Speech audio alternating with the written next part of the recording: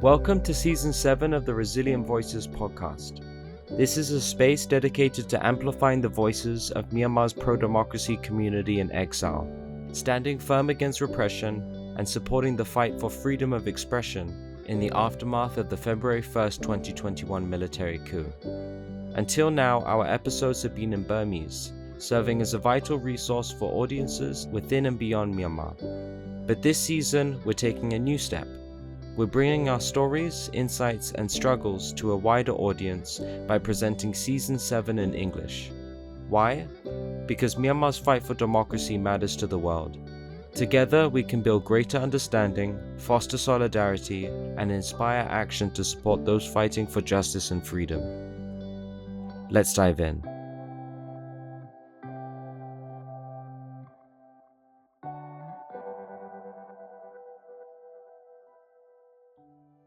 These past few days, I've been smoking way too much. The painful feelings that stab my chest, what way out is there except these cigarette fumes? I inhale deeply, painfully, and exhale strongly. When the cigarette smoke rises into the air, I feel like the pain in my chest rises away with it. My desires are fulfilled.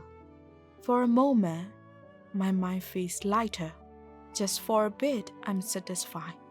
This lightness is the strength I got to survive through my days in this overwhelmingly complicated world. What would I do if cigarettes didn't exist? I am a woman who grew up with emotional scars. From around age 4, I grew up amid the constant conflicts between my parents.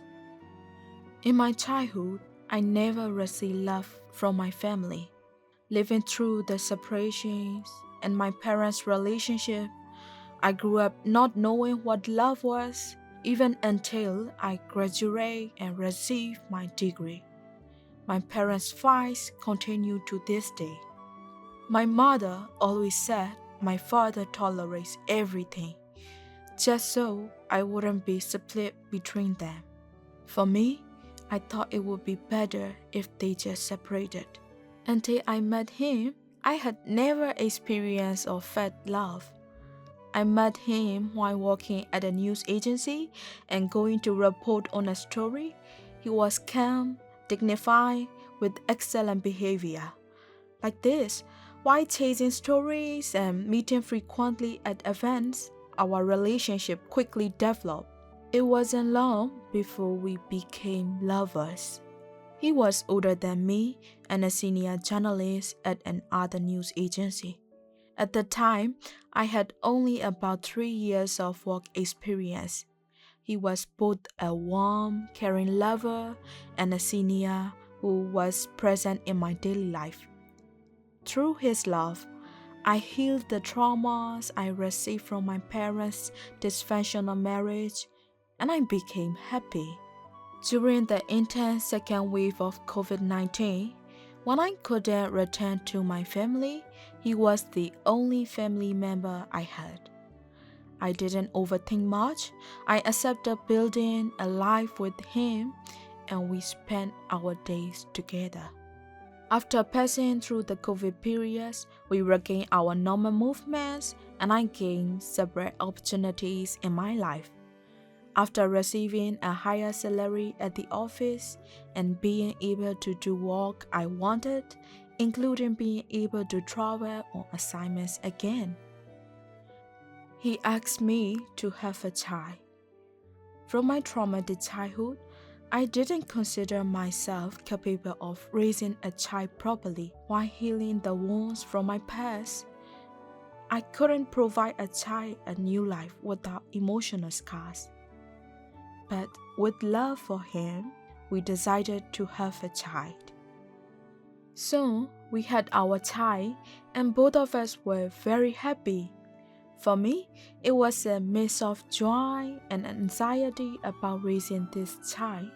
For someone like me, who had been deeply immersed in work since graduation, those days at the office were truly golden, filled with success and fulfillment.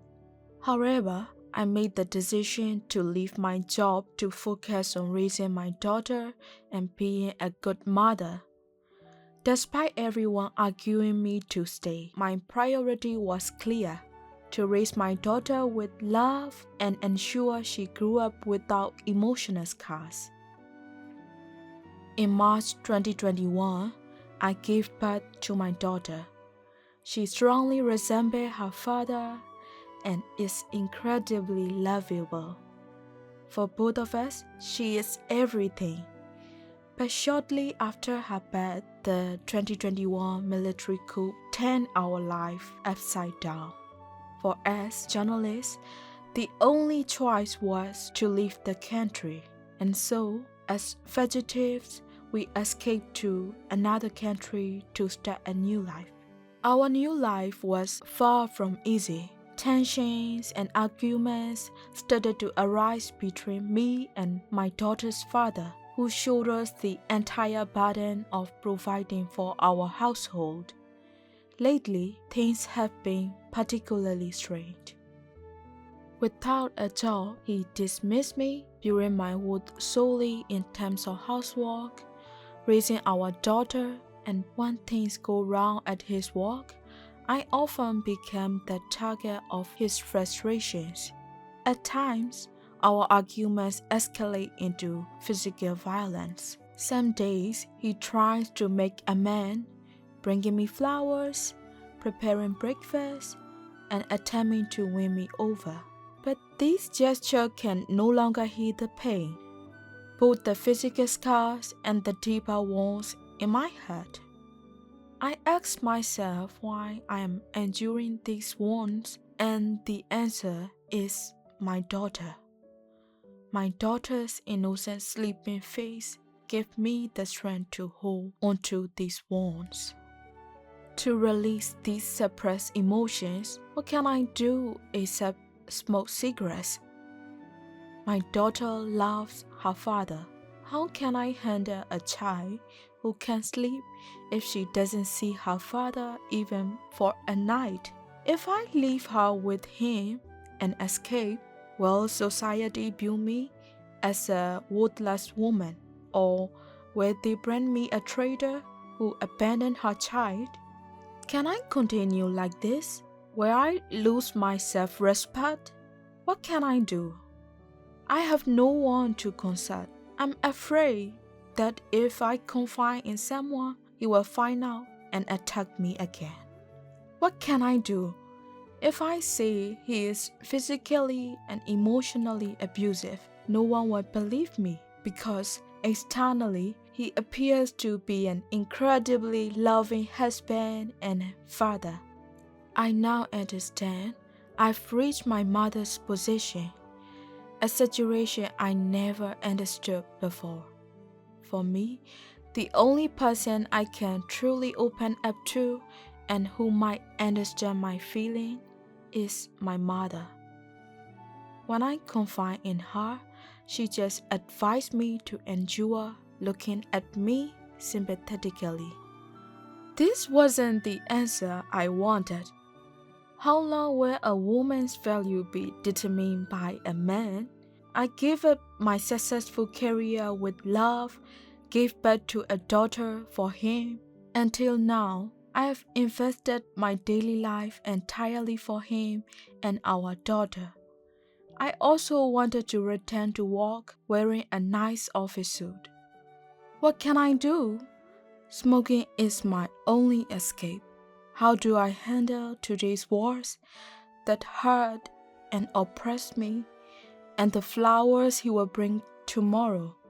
How do I raise my daughter so that she doesn't develop emotional scars in her growing life?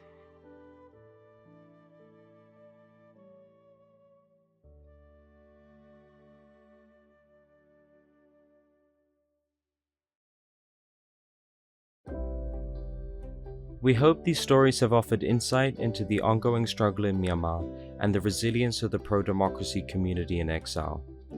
We encourage you to share what you've heard with others, amplify these voices, and help keep the conversation about Myanmar alive. Stay connected with us for updates and new episodes on Instagram and Facebook at Resilient Voices Podcast. If you enjoyed this episode, don't forget to hit the like button. Your support helps us reach an even wider audience. Until next time, take care and thank you for listening.